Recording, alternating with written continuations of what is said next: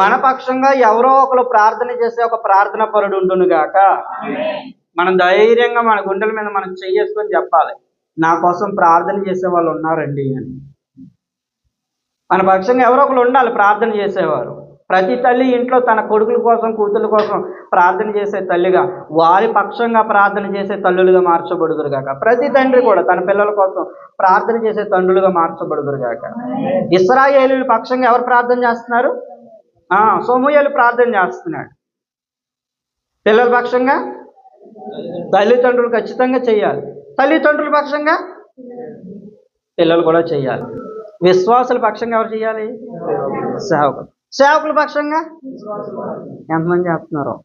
సేవకులు కూడా మనుషులే కదా. సేవకులు కూడా బలహీనతలు ఉంటాయి, పోరాటాలు ఉంటాయి, ఇబ్బందులు ఉంటాయి, ఇరుకులు ఉంటాయి, కష్టాలు ఉంటాయి, నష్టాలు ఉంటాయి. అన్నీ ఉంటాయా? ఉండవా? ఉంటాయి.